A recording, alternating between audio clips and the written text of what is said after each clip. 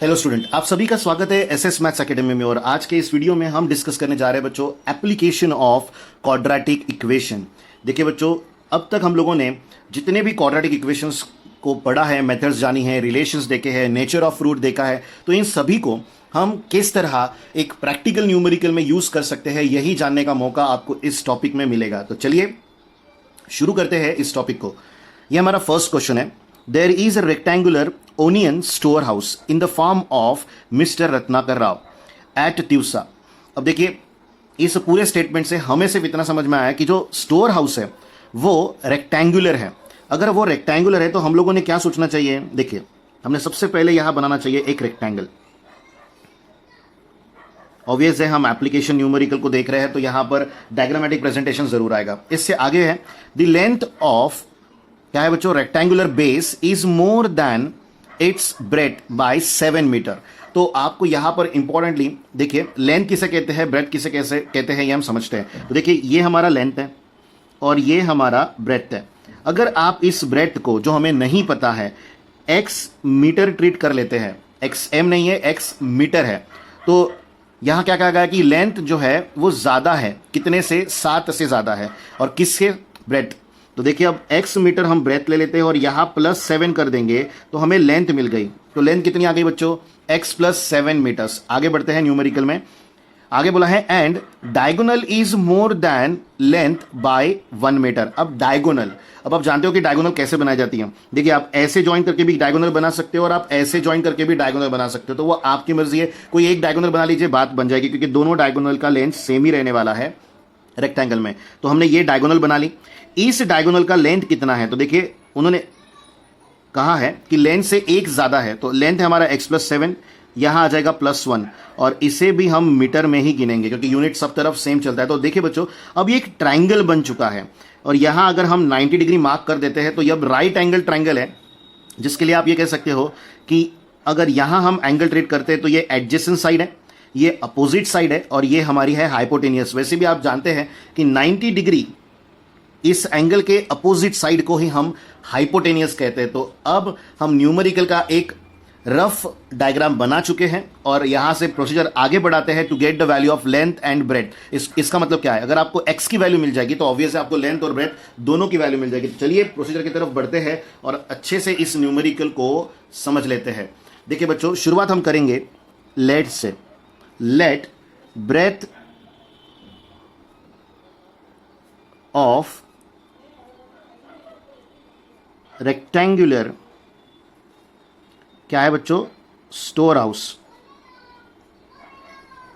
B x metre. हमने उसे x ले लिया क्योंकि ब्रेथ हमें पता नहीं थी, हमने उसे x मीटर लिया था। इससे आगे आगे अगर हम बढ़ते हैं तो हम यहां क्या करेंगे? लेंथ असाइन करेंगे। लेंथ कितनी है? तो जैसे कंडीशन गिवन दी गई थी वैसे ले ली, x +7 मीटर। इससे आगे बढ़ते हैं तो हमें डायगोनल लेना पड़ेगा। डायगोनल हमें दी गई थी लेंथ +1, इट मीन्स x +7 +1, जिसे आप सिंप्लीफाई करोगे तो ये x +8 आ जाएगा और इन मीटर ही आएगी। डायमेंशन यानी यूनिट नहीं बदलने वाला बच्चों, ध्यान रखिएगा। तो हमें ब्रेथ पता है, लेंथ पता है और डायगोनल भी पता है। तो यहां हम यूज करने जा रहे हैं बच्चों, जैसे हमने कहा था राइट एंगल ट्रायंगल बना है तो पाइथागोरस थ्योरम का आना बनता है। तो यहां हम लिखेंगे बाय पाइथागोरस थ्योरम। और आप जानते ही है कि पाइथागोरस थ्योरम क्या होता है बच्चों, एक बार आपके रिवीजन के लिए हम उसे जरूर लिखेंगे। तो यहां हम लिख रहे हैं बच्चों adjacent side square plus opposite side square is equals to hypotenuse square. अब एडजेसेंट साइड, तो देखिए एडजेसेंट साइड यानी यहां पर लेंथ है, तो हम लिखेंगे x +7 का होल स्क्वायर। देन आएगा बच्चों प्लस अपोजिट साइड हमारी ब्रेथ है तो आएगा x², और हाइपोटेनियस है बच्चों हमारी डायगोनल, तो वो आ जाएगा x +8 का होल स्क्वायर। और अब इसे नॉर्मल तरीके से हमें बस सॉल्व करना है to get the value of x, और जिसे हम लोग बड़े आसानी से सॉल्व कर सकते। देखिए, ये a + b का होल स्क्वायर है, तो क्या आएगा बच्चों? a² + 2ab + b² plus x² as it is रहेगा is equal to same a + b का होल स्क्वायर अप्लाई कीजिए, तो a² + 2ab, तो यहां 16x आ जाएगा प्लस आएगा बी स्क्वायर तो आ जाएगा 64। अब आप इस एंटायर इक्वेशन को लेफ्ट हैंड साइड में लेकर आए बच्चों, तो देखिए x square plus x square, यहां हो जाएगा 2x स्क्वायर, देन प्लस आ जाएगा 14x, प्लस आ जाएगा बच्चों 49, माइनस आएगा x square minus 16x minus 64 और इज इक्वल टू क्या आ जाएगा 0। और अब ध्यान दीजिएगा कैलकुलेशन यहां पर जो सिंप्लीफिकेशन हम कर रहे हैं उसके तरफ, 2x स्क्वायर में से x स्क्वायर सब्ट्रैक्ट होगा तो यहां बचेगा x square, then this is 14x और ये है 16x, तो 14 माइनस 16 क्या आएगा बच्चों -2, साथ में x बना रहेगा। देन हमें 49 में से 64 को सब्ट्रैक्ट करना है तो यहां आ जाएगा -15 और इज इक्वल टू क्या आएगा 0। तो ये है हमारा क्वाड्रेटिक इक्वेशन फॉर्म हो चुका और हमें किसकी वैल्यू चाहिए, x की वैल्यू चाहिए। तो अब हमें इस 15 के बनाने पड़ेंगे फैक्टर। तो अब तक आप फैक्टराइजेशन मेथड को पढ़कर जरूर एक कमांड ला चुके होंगे, यही मानते हुए आगे बढ़ते हैं, 15 के फैक्टर बनाते हैं। तो 15 के फैक्टर कैसे बनाए जाते हैं, तो 1 इंटू 15 लिखा जाएगा, 2 से डिविजिबल नहीं है, देन 3 इंटू 5 लिखा जाएगा, 5 इंटू 3 लिखा जाएगा और एट द लास्ट लिखा जाएगा बच्चों क्या 15 इंटू 1। तो अब ये बात देख लीजिए कि यहाँ 2 पॉजिटिव है कि निगेटिव है, क्या है वो निगेटिव है, तो 3 इंटू 5 लेंगे, ऑब्वियस है हम 3 की वैल्यू रखेंगे पॉजिटिव और 5 की वैल्यू रखेंगे निगेटिव, तभी हमें निगेटिव 2 मिल पाएगा, अदरवाइज निगेटिव नहीं मिलेगा, ध्यान रखिएगा। तो हम यहाँ लिखेंगे x square plus 3x minus 5x minus 15 is equal to क्या आएगा बच्चों 0। पहली दो टर्म में से x को कॉमन निकाले तो यहाँ x प्लस 3 आ जाएगा, इन दोनों टर्म में से -5 कॉमन निकाले तो यहाँ x प्लस 3 आ जाएगा, इज इक्वल टू आ जाएगा 0। आगे बढ़ते हो तो इस पूरे एक्सप्रेशन में से आप x प्लस 3 कॉमन निकाले तो रिमेनिंग टर्म क्या आएगी x minus 5 is equal to क्या आ जाएगा 0। तो अब हमें दो ब्रैकेट है, दो टर्म्स का प्रोडक्ट क्या मिला है 0, तो हम नहीं जानते कि इन दोनों में से कौन सा टर्म 0 है, तो यहां हम और की कंडीशन को यूज करेंगे। तो देखिए बच्चों आगे सबसे पहले हम x plus 3 is equal to 0 लेंगे, बीच में आ जाएगा और, then x minus 5 is equal to 0 लेंगे। इसके बाद आप इस 3 को अगर राइट साइड ट्रांसफर करते हैं तो -3 आ जाएगा और यहाँ -5 को राइट साइड ट्रांसफर करते हैं तो आ जाएगा 5। बट देखिए बच्चों x हमारे लिए था ब्रेथ का लेंथ जो कि x मीटर हमने लिया था, और आप जानते हो कि कहीं पर भी अगर हम कोई भी डिस्टेंस गिन रहे हैं या लेंथ बना रहे हैं, ऐसे समय पर कभी भी वैल्यू निगेटिव, लेंथ की वैल्यू कभी निगेटिव नहीं हो सकती। इसका मतलब यहां हम लिखेंगे but length can not be negative, और अगर ऐसी बात है तो हम x की वैल्यू -3 नहीं ले सकते, तो हमें x की वैल्यू क्या कंसीडर करनी पड़ेगी 5। तो यहां हम लिखेंगे देयरफॉर इन दोनों i वैल्यू में से हम x की वैल्यू क्या ले रहे हैं बच्चों 5 ले रहे हैं, क्योंकि आप समझते हो कि x एक डिस्टेंस है और वो कभी भी निगेटिव नहीं हो सकता। तो अब हमें हमारी रिक्वायर्ड x की वैल्यू मिल चुकी है, x 5 मीटर है बच्चों, तो ये ब्रेथ का डिस्टेंस हो गया। अब हम निकालेंगे लेंथ, लेंथ क्या था हमारा x प्लस 7 और यहां आ जाएगा 5 प्लस 7 इज इक्वल टू क्या आएगा बच्चों 12 मीटर। तो हमें लेंथ और ब्रेथ दोनों डिटरमाइन करनी थी और वो दोनों हम लोगों ने बड़े आसानी से पता कर लिए। तो इस तरह हम क्वाड्रेटिक इक्वेशन को अप्लाई कर सकते हैं किसी न्यूमेरिकल में, जिसका एक प्रैक्टिकल अप्रोच जो हम कहते हैं हमेशा कि मैथ्स जब हम पढ़ते हैं तो उसका क्या प्रैक्टिकल अप्रोच होता है, तो ये होता है बच्चों उसका प्रैक्टिकल अप्रोच, इस तरह हम उसे यूज कर सकते हैं। तो चलिए आगे बढ़ते हैं और जानते हैं नेक्स्ट न्यूमेरिकल को। तो देखिए बच्चों ये रहा हमारा नेक्स्ट न्यूमेरिकल, ध्यान से सुनिएगा, बहुत ही इंपॉर्टेंट न्यूमेरिकल है और डिफिकल्ट भी है, तो आपको बहुत अच्छा नॉलेज मिलेगा इस न्यूमेरिकल में। A train drivers 360 kilometre with a uniform speed, the speed of the train is increased by 5 kilometre per hour, it takes 48 minutes less to cover same distance, find the initial speed of the train. अब देखिए बच्चों हमें train से travel करना है 360 kilometre और uniform speed है, but हम इनिशियल स्पीड कितनी थी ट्रेन की ये बिल्कुल भी नहीं जानते, तो हमें उसे लेट करना पड़ेगा x। तो सबसे पहला काम वही से करेंगे, धीरे धीरे न्यूमेरिकल समझते रहिएगा। हम यहां लिखेंगे let initial speed of the train be x kilometre per hour. ध्यान दीजिएगा बच्चों कि ये जो इनिशियल स्पीड है ट्रेन का वो x किलोमीटर हमने ट्रीट किया है और किलोमीटर पर आवर्स में लिया, क्योंकि यहां पर भी किलोमीटर पर आवर्स का यहां पर नोटिफिकेशन आया था। अब आगे अगर आप ध्यान से देखें तो हम न्यू स्पीड को भी यहां पर कैलकुलेट कर लेंगे। ये न्यू स्पीड क्या है, देखिए यहां पर एक कंडीशन बोली गई है, the speed of the train is increased by 5 kilometre per our. आप समझते हो कि x अगर इनिशियल है तो उसमें 5 बढ़ाया जा रहा है स्पीड को, तो यहां हम लिखेंगे new speed is equals to x plus 5 kilometre per hour. अब आगे ध्यान दीजिएगा अच्छे से, अब हम टाइम को कैलकुलेट करेंगे, तो यहां हम लिखेंगे टाइम टू कवर 360 किलोमीटर। और टाइम अगर निकालना है तो फॉर्मूला क्या होता है बच्चों, डिस्टेंस अपॉन स्पीड। ये हम बहुत अच्छे से जानते हैं बच्चों, distance is always equals to speed into time होता है। तो हमने टाइम डिटरमाइन करना है तो डिस्टेंस अपॉन स्पीड हम लोगों ने फॉर्मूला बना लिया। डिस्टेंस कितना है, 360 किलोमीटर, करेक्ट। और स्पीड हमने कितनी मेंटेन करनी है, तो वो है x किलोमीटर पर आवर। इसका मतलब है कि ये किलोमीटर किलोमीटर कैंसिल हो जाएगा और ये r ऊपर चला जाएगा, तो time to cover 360 kilometre is 360 by x hours. ध्यान रखिएगा कैलकुलेशन आवर्स में हो रहा है।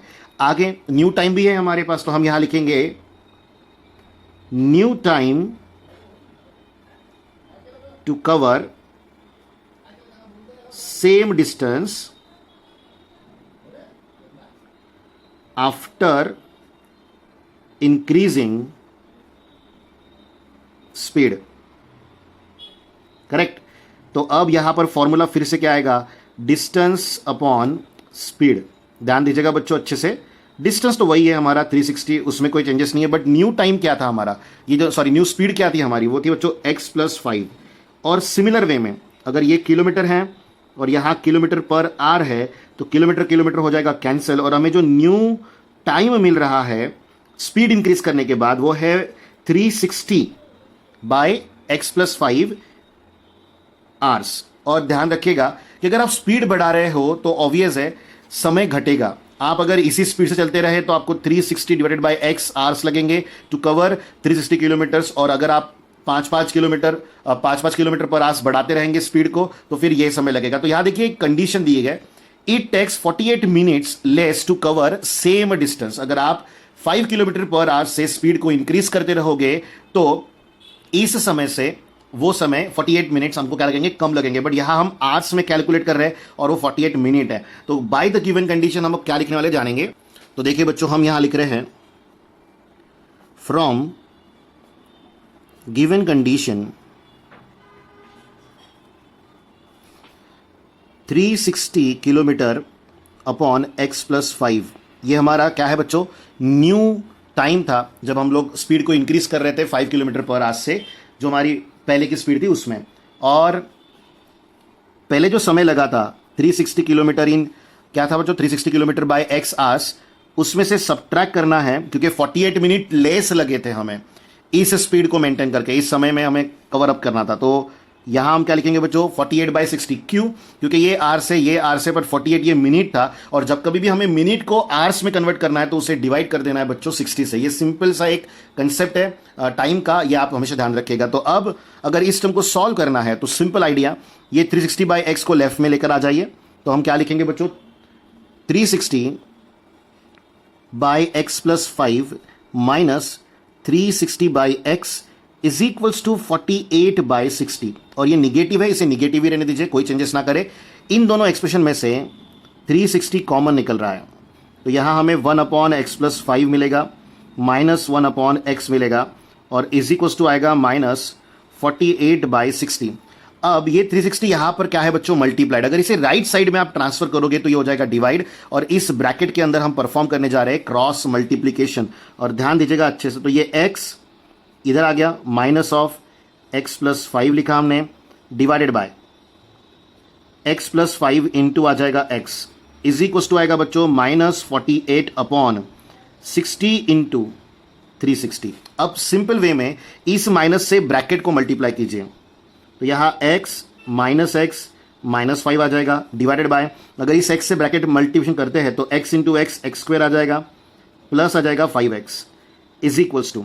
आप ध्यान दीजिएगा अच्छे से, बहुत ही इंपॉर्टेंट है। अब हम यहां पर रिडक्शन शुरू करेंगे। अगर आप रिड्यूस करते हो, देखिए ये जो है 48, ये 12 फोरजा होता है और 12 फाइवजा होता है 60, तो ये दोनों रिड्यूस हो गए। अगर आप 4 से 360 को डिवाइड करें तो यहां आ जाएगा 45। तो अब हम बड़े आसानी से एक मिनट, 4 से डिवाइड कर रहे हैं इसे, तो ये नियरली 90 आएगा बच्चों, सॉरी 45 नहीं आएगा, मैंने 8 से डिवाइड कर दिया, 90 आएगा। तो यहाँ हम लिखेंगे -1/5 9 45 और ऑब्वियसली 0 लगेगा। यहाँ पर x हो जाएगा कैंसिल। तो अब जो रिमेनिंग टर्म है उसकी तरफ अच्छे से ध्यान दीजिएगा।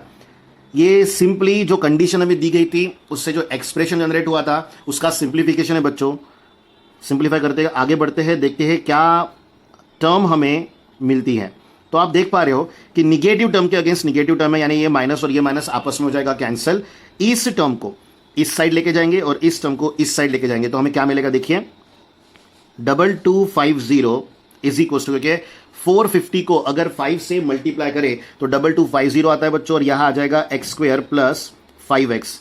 तो अगर हम इस कांस्टेंट टर्म को इस साइड ट्रांसफर करें तो हमें क्या मिलेगा, therefore x² plus 5x minus 2250 is equal to क्या आ जाएगा, 0। तो ये एक बन गया है क्वाड्रेटिक इक्वेशन। और हमें जानना था इनिशियल स्पीड जो ट्रेन ने ली थी, तो वो है x की वैल्यू, जो उसे हमने x से डिनोट किया था। तो अब सिंपली आप लोगों को इस क्वाड्रेटिक इक्वेशन के बनाने हैं फैक्टर, और वो सिंपल नहीं है बच्चों, कि 2250 का आंसर आना चाहिए 5। तो मैं यहां बता दूं कि हम लोगों ने पहले से ही फैक्टर्स बना के रखे ताकि हमारा समय जाया ना हो। तो यहां x² प्लस फैक्टर है बच्चों 50x माइनस 45x माइनस 2250, और थोड़ी मेहनत हमें फैक्टर बनाने के लिए करनी पड़ेगी इस न्यूमेरिकल में, क्योंकि एप्लीकेशन के न्यूमेरिकल में बड़े वैल्यूज आते हैं और आपको अपने फैक्टराइजेशन टेक्निक को उतना ज्यादा स्ट्रांग रखना पड़ेगा। अदरवाइज आपके पास एक ऑप्शन है, अगर आप इसे फैक्टराइजेशन से नहीं करना चाहते तो go for the formula method, वो भी एक अच्छी मेथड है, उससे भी आपको आंसर मिल जाएगा। बट वहां रूट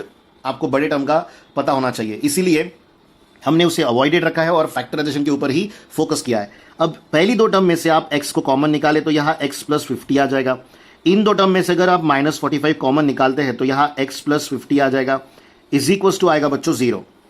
तो अब आप इस एक्सप्रेशन में से x प्लस 50 को कॉमन निकालिए और x माइनस 45 जो टर्म रिमेनिंग बचेगी उसे लिख लीजिए। तो अब दो टर्म का प्रोडक्ट 0 मिल रहा है। इसका मीनिंग हम पहले दिन से बहुत अच्छे से समझते हुए आए हैं, अगर आपने सभी वीडियोस हमारे देखे हैं, और अगर नहीं देखे तो जरूर देखें बच्चों। तो अब आप यहां पर दो अलग अलग इक्वेशन को और लिए हैं कि अगर दो प्रोडक्ट का यानी दो टर्म्स के प्रोडक्ट का आंसर 0 आता है तो दोनों में से कोई तो भी एक तो 0 है। तो वो कौन 0 है ये हम नहीं जानते, इसीलिए हमने फर्स्ट को 0 लिया, बीच में और रखा, फिर सेकेंड को 0 लिया। अब हम यहां लिखेंगे x इज इक्वल टू -50 और वही बना रहेगा, और यहां आ जाएगा x इज इक्वल टू 45। और जैसे कि आपको पता है कि स्पीड कभी निगेटिव नहीं होती, तो यहां हम लिखेंगे बट स्पीड नेवर्स निगेटिव। और ये बात हम सभी को पता है, इसलिए हम x की वैल्यू -15 नहीं ले सकते। तो हम लिखेंगे बच्चों देयरफॉर x जो है वो क्या है हमारे लिए 45 है। और यहां पर स्पीड की बात हो रही है तो किलोमीटर पर आवर में ही हमें स्पीड को यहां लिखना पड़ेगा। तो ये हमारा है बच्चों फाइनल आंसर।